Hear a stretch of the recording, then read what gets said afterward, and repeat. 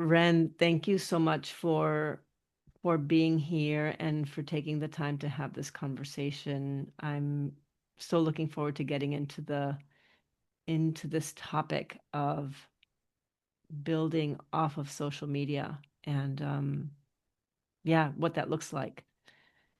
Beautiful. It's always so fun to hang out with you and explore these topics. Thank you for Yeah, having me. of course. And I would love just to start, I would love to share like how we came into each other's fields because that is always so fascinating to me is just like our like connections, and it ties into the topic too of just um you came into knowing about the Vortex Collective and me through Katya Nova's Wealthy Woman Vault. Is that right? Yeah, a few Yeah. years ago. Yeah, exactly. That was like what, September of 2024? And then you end up working with one of our advisors or one of the people on our Yeah. team. And then,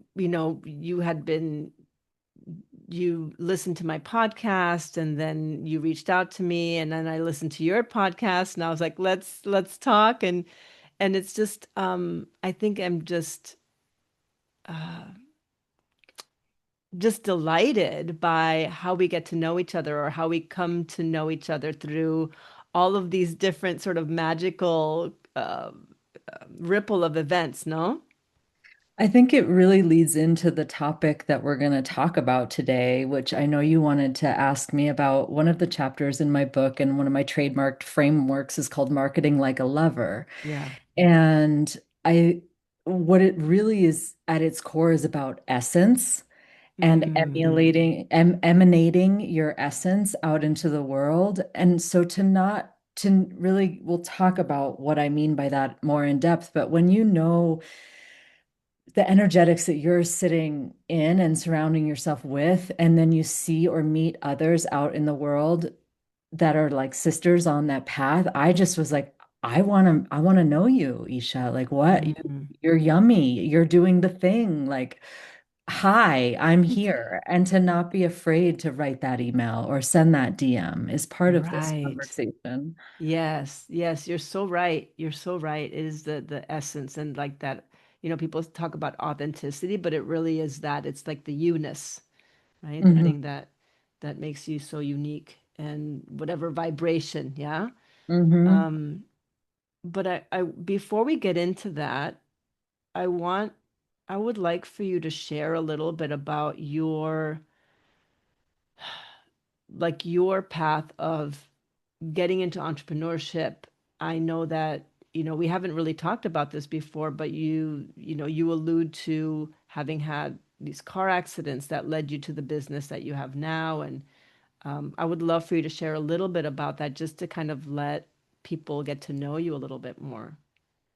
Oh, sure. Yes. Well, I feel like I've by accident been this like serial entrepreneur. Now that I'm looking back and actually writing the book, The Art of Feminine Entrepreneurship, and really developing this body of work, I'm like, oh, I've had five businesses. Oh no, I've had eight.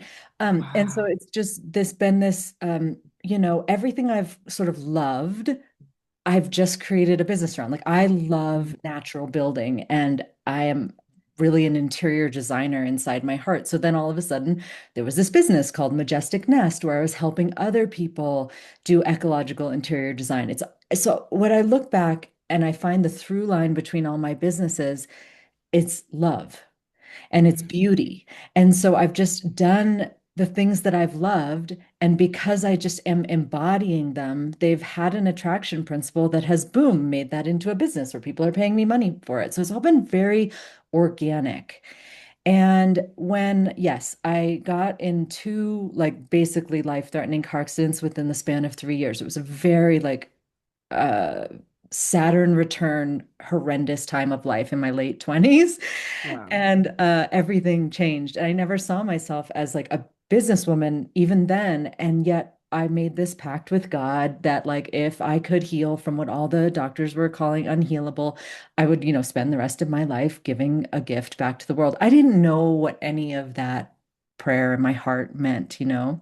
Hmm. But I never got the surgeries that they wanted me to get and all the things. And I did heal myself through alternative practices and mainly through being in hot therapeutic waters, in primarily hot springs and things like that in New Mexico at that time. And so when I could like hold my head up again after a few years, and then all of a sudden I was like, I think I could like do something with my life again after like 7 years. I just sat down. I was literally at a brewery and I like wrote down this concept on the back of a napkin for like this saltwater soaking tub bathhouse where people could come and, have reprieve in hot water. Wow. And to this day, that is my now $1 million brand, Soak. And that bringing that bathhouse to life by myself, building $1 million brand by myself, having no capital. I didn't even know what those words were, like raising capital. I didn't Wow. know anything. I was like early 30s and I was like, I'm just gonna do this thing. And now that it's 15 years later, it's really all I can do to work with women in really like the brass tacks way and tell the stories of what it's really looked like and it's what it's really fucking taken and what it really is like and what it really takes because I truly believe that when women lead, the world will be healed and that hey, I've gone here, I can just like show you the way a little bit. If that helps, yay. Wow, that's incredible. And it sounds like yeah, we sort of like we create from our own life experiences, and that's just I know that when we spoke earlier this week, you talked about we joked about mistakes to millions, right? Like I'm sure that there's a whole process of like, from these accidents and from your healing experience, like moving into entrepreneurship sort of by like stumbling into it through this idea on the back of a napkin and then creating it, manifesting it in the 3D and all of that, what comes with it. And I just want to come back to like, yes, this is it's in-person business that you're offering, but you also have an online business. You also have a business in coaching as well, yeah? Yes. So when I work with women, I can definitely be my own test subject, talking about it from all aspects of like personal brand, online. That's my leading edge now Hmm. is to I've had a lot of different types of brands that have all had names that weren't my name. And how, that's another topic, like how do we hide behind our brands and things like that. And now I'm finally at this midline of life being like, hi, I'm Wren Farris, creator of Art of and here I freaking am. And it's a beautiful crucible in and of itself. But yes, so when we talk about marketing, when I talk about marketing, I've learned it from brick and mortar, yes, which honestly at the end of the day isn't that different than Okay, how you show up online to the same attract clients, right? got it. Okay, great. So yeah, I just want to name that, this is the way that we're recording is different than I have been recording. Usually our faces are showing, and in this season, I decided that I wanted to be faceless. And this is something that's been coming up for me lately of just like feeling an exhaustion around visibility. And you don't know this, Ren, but over the last 6 years, it's been a practice for me to be more visible online. And I have been really bringing that essence forward into the social media space. And last year, at the end of last year, I was sort of instructed by my guides to step away from that, which is challenging for me because I feel like, oh, but I need to keep up with this. And because if I'm not visible, people will forget about me, or people will forget I exist, and then I won't be able to share what I want and need to share with the world. And so, that's why we're doing this sort of like just audio and with just the screen visible, but not our faces. And so I'm and the business that I have now isn't necessarily uh, doesn't require me to be on social media and visible, but still there is this like I think that a lot of people are in the space now where we are because of how intense social media is, we're wanting to step away or we're wanting there's a desire like I feel the collective of wanting to step away from the way that social media has like messed with our brains Yes. and wanting to step away that into like a more analog way of being, living, and doing business. So Mm. that's the conversation that I would like to have. And I don't even know where to begin. So maybe Okay, you all right. have. I do. I got it. I got it. We can get, here's where we can go. I want to say that's beautiful. You've done it in reverse. A lot of the women that I work with, when I say reverse, I mean you already did your visibility push. You put Hmm. yourself through that curriculum, and now you're deciding, let's try not. Maybe this is what's going to feel better for me in this season, Hmm. and you'll go in both ways. You already have the muscle of being visible, so that's not going to go away, right? So that's beautiful. A lot of the women I work with, the sabotage of actually even trying for that visibility is really what's keeping their businesses Mm. small. And so either way, I say let's have the conversation about not doing that. So it can become one less reason why not. Hmm. Right. Because if we're really interested at the end of the day in what is that, what I call the thing you can't not do, and you're going to make a business out of it, if being camera ready and being all the things on social is going to keep you away from that, then let's not do it. Right. Stop it. Right. And the things that tell us that we have to and you only can and it only works if, those are the things that I look at dissecting in my marketing like a lover framework. Okay. And to say, I was lucky to build my brand Soak and all the brands before that at a quieter time is what I say because there wasn't. Instagram literally wasn't, and Yeah. Facebook was still like what it should be, I think, which is friends and friends hanging out with friends. And so it wasn't, there was no one screaming down, like, I have to be like pretty and I have to be the face of my brand and I have to be dancing on TikTok and I have to be all Right. over the place. I was like so freaking head down, giving everything it took, doing whatever it takes to build this thing that I had given my whole life to at that point. Yeah. I didn't I wouldn't have had time for that kind of noise anyway. And so I want to, I guess because I embody that so deeply that you don't have to do it that way to build a very successful brand on your own terms. Yeah. I'm like, look, you don't have to. You can. Hmm. I'm not saying, yes, we're all going to use it and utilize it, but there's just a deeper cut. There's many deeper cuts before that. But I want to just start with highlighting how much it undermines people and how I see my current day clients who are starting new businesses or trying to rebirth it or revamp the businesses that they do have really suffering with this topic. Yeah. Yeah. Yeah, and I because social media has become so pervasive in our lives, like I notice we can't imagine not being on it and not having our businesses on it. But the truth is that it's almost like we've forgotten how to really talk to each other and we've forgotten that all businesses are relational, right? Yes. All businesses start locally in some form or fashion, right?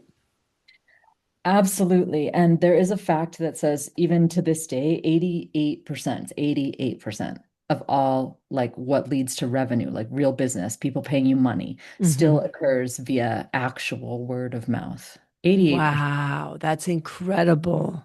Yeah, so I have a lot of feelings about this. I also think that as these sort of cosmic women that we are coming into the world of commerce and business and learning, we get to think longer term. if we decide to. I like to think of 100 years ago and 100 years from now. I spend probably more time thinking about 100 years from now. And when I'm writing my frameworks, if I write too much about Instagram and this body of work, the art of feminine entrepreneurship, becomes famous 100 years from now and more relevant, and it's truly comes into its time in some future era, the book's going to suck if I'm writing all about Instagram, which is a thing that's not even there anymore. Yeah, So these exactly. principles of commerce and exchange with life and doing your thing are ancient and Mm. also timeless. And so Yes. one of the questions I ask in the book is like, close your eyes and imagine that social media doesn't exist, because guess what? And now let's talk about uh, you know, exchanging with life.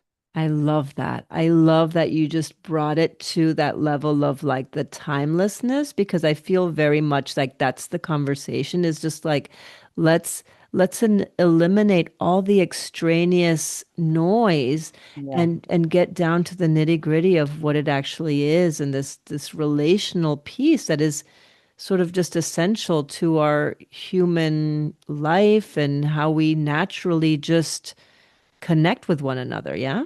Can we put you on the hot seat for a minute and use Sure. you and where you're at and ask me, like, if I were frame it up and then ask me, like, if I were you right now, what are some of the off social media things you might do? Yeah, I am curious about that because I do have this business that is sort of through word of mouth and that works, but we do enhance it with online presence. But I also have some other ideas of what I would like to do, of other businesses that I would like to build. And I really crave the in-person aspect of it. And so I am curious about one thing that I want to do is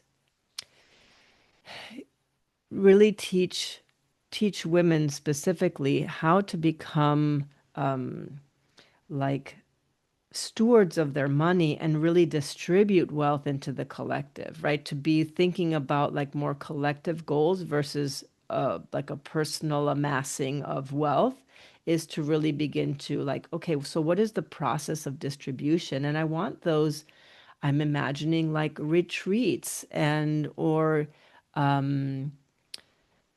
just talking to people about what it is versus marketing myself online, which has just felt lately like something I just don't want to do anymore and just really focusing maybe on YouTube or something that feels more like just a different audience in a different way. So yeah, so I'm really curious as to how you would approach something like that.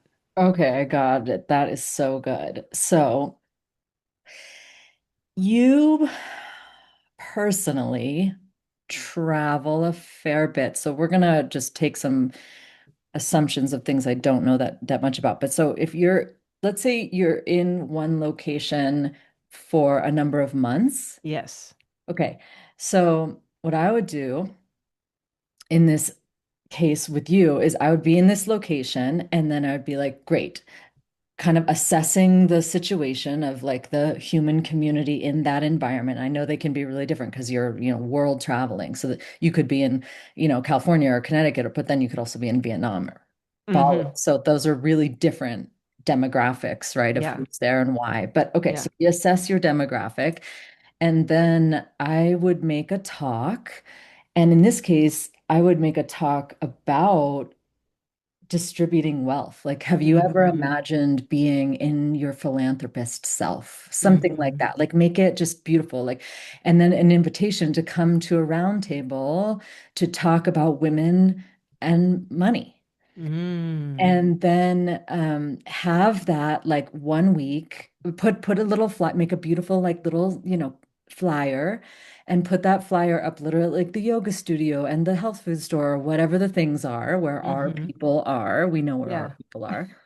And then it's just like a Wednesday evening or like a Sunday late morning, like times when people usually have time.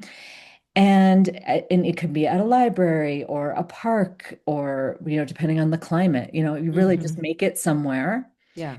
And If two people come to that, or five people come to that, beautiful. But I see the talk being this, the bigger overarching thing that you're talking about women distributing wealth.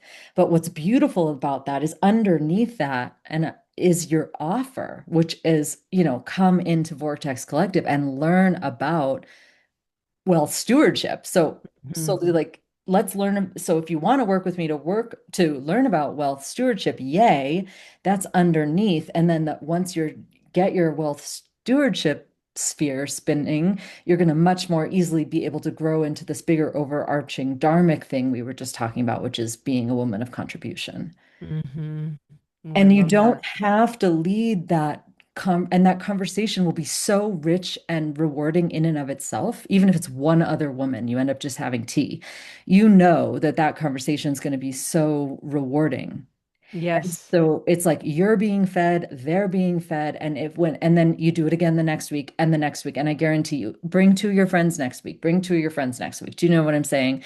And Yes. next, by the third week, there's 30 people there, and you never even have to make it a sales call. And this is something that I do like to talk about when people are giving live presentations or creating these talks and things like that. You do not have to have it be a pitch. It's like this whole thing is like not, and now at the end, I'm going to tell you for 9.99 you can buy my course. The women are going to come to you and say, how can I work with you? Yes. Yes. And I think that what is so interesting about what you're proposing is of course, I did this like way back in the day, right? Before I was on social media, I did exactly what you're Yeah, describing. And what's brilliant about it is that you have your market research right there, that's right. so you don't have to do any guessing around if the offer is good, right? Whatever you're conceiving in your head or the thing that you want to pitch or sell, but you get it right there. You ask the questions and you get to know who your client is, your ideal client. You get to know them and sort of in a much more intimate and deep way. They're Which is just, completely growing your own field, your own yes. capacity. I'm doing this with my book tour. I'm turning the book tour on the head. And so instead of going and standing in a podium and talking to a bunch of people in chairs and reading sections of my book, I'm going to have a round table where we sit on the floor or in chairs or whatever. And and I want to live consult anyone who wants to ask me their questions about where they're at in their business and then Mm, just for 90 minutes, like everyone's questions in those environments always feeds the whole, right? It just yes, and so exactly. like everyone's going to leave that quote unquote talk. Yeah, sure, they might leave with a book and they might leave interested in who I am as a guide and want to work with me deeper, fine. But we're all going to just have had like 90 super valuable minutes of reciprocal blessing. Yeah. Everybody got coaching. Like everybody in the room gets the Yeah. coaching. Yeah, Yeah. absolutely. That's And it's not just like, fascinating. look at me, I'm a talking head. Like, I don't, that's just not going to grow me. It's going to grow me to get to do 90 minutes in the hot seat too, you know? Right. Yeah, everybody gets fed. Like everybody Yeah. receives something from the experience, right? Yeah. Plus being in your essence, Yes. right? And I Not think that just your also knowledge. that's why you are on the path of podcasting. Both of us are. And I'm going to speak to this a little bit because also it's that same essence where you're spending your time, your 35 minutes or 15 minutes doing an episode or whatever it is. And also, the transmission is everyone gets to receive from that. And then also, if they want to interact with you, post that. So it's just like going back and forth with such beauty. And the Hmm. reason why I gave myself permission to just start a podcast and I gave myself permission to not have it be videoed or have it be perfect or own a podcast studio was because if I gave myself permission to literally do it in my car or on my morning walk or at my desk because the moment I was had a transmission, giving oneself permission to not be perfect and just get started. If I had to wait till I looked good and was camera ready, and I would forget what I wanted to talk about anyway. Absolutely. It's And so ungrounding and exhausting. yes, and for so many women to take away feeling like what they look like is their value of however their business transmit. Like, let's decouple those things and let's just get started. Yeah. Yeah. And that's something that I've felt like over the last 6 years is that there has been a bias towards the, let's say, femme who is made up, who is well dressed, right? Like, I think that we all desire to look that camera ready. Not all, but Yeah. many of us desire to be able to show up in that way. And so it's kind of this thing that feeds on itself where that's the person that gets the most attention. And if you're not that, then it's kind of like, there's inadequacy that comes in and all sorts of things that I've really worked hard on overcoming. And it's just like, I just don't want to work that hard. Like, I just don't want to work that hard on showing my face, regardless of whether my face is made up or not. I just don't even want to work that hard. And I it just, totally hear you. One yeah, of the exercises, and I'm like, this is a real exercise. I want you to actually answer this. Draw a pie chart if you have to, is basically about how much time do you spend like developing your body of work, delivering your body of work, being in your body of work, yes. versus how much time do you spend trying to transmit out via online presence about your body of work. And when you look at that pie Mm. chart, I really want, I think in most cases, that how much time are you spending trying to emulate out, emanate out about it, like on social media posts and stuff, is a way bigger piece of the pie than exponentially should be on developing and delivering your body of work. And that is a Right. fucked up percentage. Like it's Yes. just not when it's not right. That pie chart isn't right. And I really do like to look at it as a pie chart and really look at it with women and go, okay, well, let's look at marketing. Marketing is a much bigger cat like category than Instagram. We now feel like the words marketing and social media are Yeah, synonymous, and that's exactly. not true. Right. That's like actually not true. I talk about one of the most fun things I've ever done in my entire life is have a billboard. I'm like, y'all, you can have a fucking billboard. Wow. You can have a billboard. Like, give yourself permission that to have a billboard. You can, there's so much you can do. I have so many ideas, but just that we forget that Mm-hmm. print ads are not dead and they're not boring either. You can make beautiful print ads. You can spend your entire marketing budget, for instance, if you wanted to. We did this one year on an ad in Yoga Journal. Like you can have a high goal. Let's say, for instance, because we were a spa, right? We wanted to, Yeah. so you could have these high goals that cost $100,000, okay? Whatever it is. I mean, I'm just using an astronomical example, but you could be like, okay, this entire year's marketing budget is going to be spent on this one ad, and we are just going to like go for it because for the fun of it, for the fuck of it, let's just see. And I just we don't have to go asleep and say, um, I must spend. And to really look at ad spend, to really look at social media advertising, I could talk about this for a very long time, but to get really eyes wide open about your budget and then make decisions about those dollars. Mm-hmm. Um, I've only, only 1.7% of women make $1 million business. So I feel very proud of what I've done. Wow. And to have done that from zero by myself. And I want to just say, like twice ever, once ever in the life of that business, did I pay someone? Did I buy a social media ad once? Wow. And twice Incredible. ever did I pay someone to like help me, quote unquote, with like the social media content. And both of those times were hideous, horrendous, and I felt like it was the biggest waste of money. And that I just redid everything anyway. So I would give them all the words and all the pictures. So, hey, why am I not just doing it myself? They'd put it together into ads that were awful and cheesy and didn't sound like me and weren't on brand and didn't have any energetics behind them. And all Mm-hmm. my posts, I believe, have to and must have Yes. energetics. And so I was like, oh, wait, let me redo this. And then I'd redo their work and then I'd give it back to them to post. Are you kidding me right now? So I was just like, that is not, you don't have to. This whole have to. You don't, who said? Are you handcuffed? You don't have to. Yeah. Like we're Yeah. so snowed to give yourself permission to think differently and act differently and see what the results are. Mm-hmm. And go back to the roots, the essence of sharing your work with the world, with other people. Yeah. What do you like, what is your exact, do you have like an exact framework, like a step by step? It depends on what stage in your business you are. I Okay. definitely do. If it would be interesting for you to talk tell me what would be interesting for you and your and the listeners. For people just starting out or like a full rebrand, I do. But yeah, Yeah. ask me a more direct question, maybe. I think I would like to know because a lot of people that I work with are sort of newer entrepreneurs. Okay. And because I have done business coaching as well, and I've had, my business coaching has been around like this whole like authentic essence on social media and marketing, like storytelling and things like that.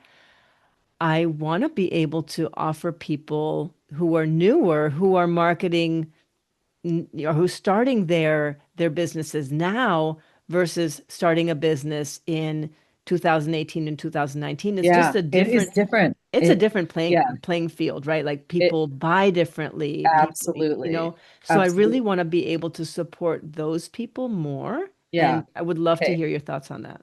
you got it. This is a good one. So I do think we're right at the edge where we're just not even going to go on Instagram anymore because every single thing, even if it is providing value, is a sales pitch. And Mm-hmm. I know I love this woman. This one woman, I love many people on Instagram, but I'll use this one woman. And I love her recipes. She's freaking awesome. She's just all about midlife protein. I was loving her. But I know that all that content is all to sell her programs. I mean, I'm fully aware of that, right? Yeah, So yeah. and that's no shame on her. That's great. Her programs are probably awesome, and I might buy one day. But we're gonna get to the point where it's not fun because we realize that everything we're looking on there is an ad. So okay, Mm, so here's what I have. If you want to do a rebrand or you want to just start new, right? You're going to have a new Instagram handle or you might have an old one and you might start doing new things with it. Either way. yeah. Um, I suggest to all the women who are starting new businesses is to understand that there's a ton of grace right now because you can build your Instagram, nobody's looking at it. So the day one when you start your Instagram, like 0.0 people are coming there. Maybe some of your friends or something. And that's good news. Okay. That's the good news.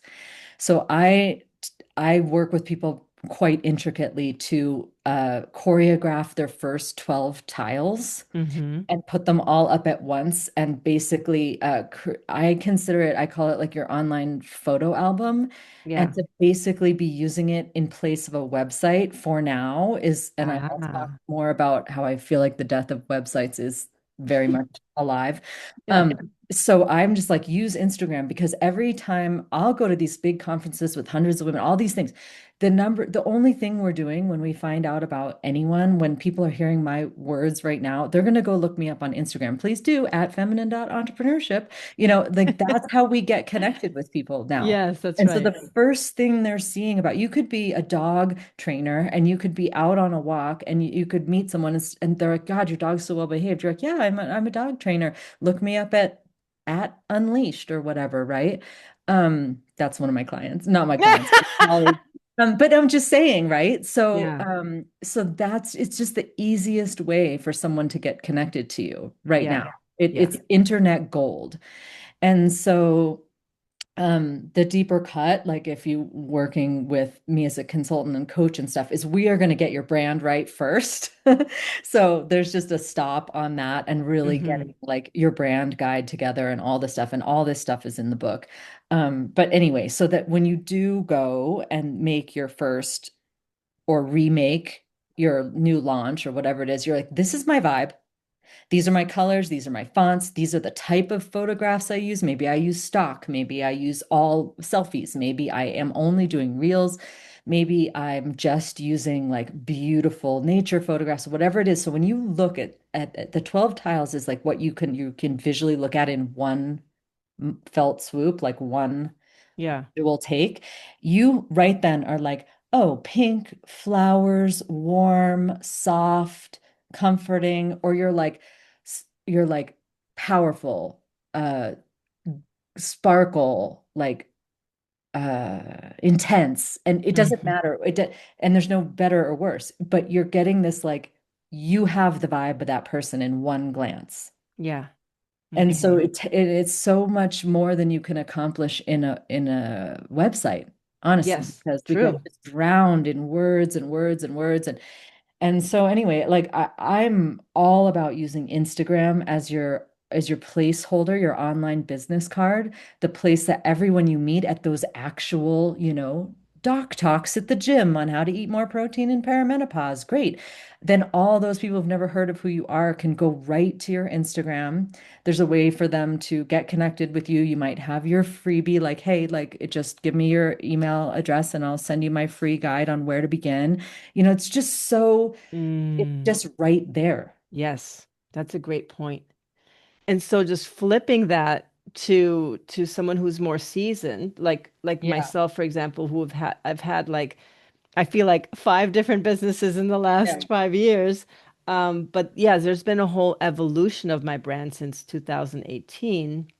And so, do you suggest I keep those older photos or older content, or do I erase all that and then keep maybe like what's been up for the last 3 years? I think that's a really good question. I would like you to feel into it. I've seen it work really well both ways. One of the boldest things I tell clients that can be really hard to stomach based on my audit I will audit them deeply, like their past, Yeah. and I will say, you're not going to want to hear this. Erase it all. Like Oh, it's wow. not going to serve you. It is not the foundation upon which we're going to build. In other cases, I don't want to name names. There's another woman that I just found, and she had kept everything up for like a decade. And I was like, I just got sucked in. I wanted to see what she was doing 6 years ago and what she looked like, and how she dresses entirely different. Her message is different. I got so sucked into her evolution. So that was a case where her evolution actually worked for her brand. And was it because of her brand? Like, was it because of what she was talking about? Was it evolution that she was talking about? I think she's always been in the same vein of like women in Okay. business and stuff, but her evolution, just by visually seeing, she used to wear tons of makeup and be quite heavy and fly on planes and look like this business woman in a suit. And now she's like slender and powerful, and like she's had this total spirit. It's almost like you can see the spiritual awakening that happened. Like Ah. that, like you definitely did some ayahuasca. And, like and so it's just but she's still the same person, and she's still talking about, you know, a law of attraction principles in business and all the Okay. things, but her own evolution has just been so apparent in just herself personally, and I found that intriguing. But for a lot of that's the unique, I'd say that's the exception, not the rule. For most Okay. people, for instance, they've been really messy with Instagram, and they've confused it with Facebook. And so a lot of their Instagram is like them and their dog, and there's their grandma, and there's Yes. them at the bar or whatever. It's like, no, no, I'm not going to buy your package and your program. Like, you got to clean this up. Like, Yeah, I hear yeah. you. So if a lot of it's been just kind of shit posting, that's what you want to take down. It's sort of the keep it business, basically. Yeah. Yeah. Are you, when someone comes to find you, even if it's been the evolution of your business, and I mean, you're more of in the middle, or maybe more like that first example, where I think all the things you've done have been really intriguing and do in some kaleidoscopic way all feed into your now moment. Hmm. I Yeah. don't think they're that divergent. Yeah, there is a Or through line. four. Yeah, yeah. Yeah. And so if people are interested in that evolution, yay. I just found a video from 2016, and it's of me on this like big King 5 Seattle fucking news. And I just almost died. I was like, I hadn't seen it. I hadn't even looked at it since it was on. And I almost died the other day when I watched it. And at the time I didn't know how young I was, how cringe-worthy I was. I thought I was great and everybody loved it. And we had like more business that year than we've ever had. And Wow. great. And now from where I sit now, I'm like, oh, baby Wren. Oh no. But So much compassion for that younger. yes. Oh, Yeah. she was doing the thing, dude. Yeah. I Yeah. wouldn't be where I am now if I hadn't been her. So, I don't know. I think that's a good question and also one to really feel your own way through or hire someone to give you a really like reality police audit like I would do. I have a question like that is because, ultimately we're talking about businesses making money, right? Yes. Um, what for you as a seven-figure earner has been like the greatest ROI? Like when you look at your path to where you are now, and you look back and you're like, that worked. That was it. Okay. That's a really good question. Okay, I say marketing needs to start inside your body, Mm, ideally in your belly. okay. And I can tell you two things that happened at the very beginning of starting my business. Okay. One was I got just, you hear you hear words like a download, and the download said, you can't keep people away from hot water. Mm, And the other thing that happened was I was very clear that the most desired offer in the marketplace is a private tub for two people. oh, And I can say that those two things, if you're talking about making money, yeah. baby, I'm in for it. This is not a theoretic conversation. To this day, 15 years later, our number one offer is a private tub for two. And I am so deeply embodied with the transmission that you can't keep people away from hot water that it defines all of my marketing, all of my clarity, all of my attraction principle, all of my embodiment. I know that in my core, if I just create hot, salty, beautiful, healing waters, we will never be not a line out the door. Wow. That's incredible. And so So it really, so the answer to your question is like yeah. staying so fucking, I don't change my offer every week. I don't now I have massage, now I don't. That was early on. Now we're a med spa. Now we're doing this. Now we're selling this. No, it is hot water soaking tubs and Mm-hmm. saunas. Mm-hmm. Just like it's okay to do one thing really well and to Yes. know in your core that that is the core of your business and just get better at it and refine it and grow it and charge more for it and let it evolve. But it's okay to know that, like, I love working with women at early stage business development.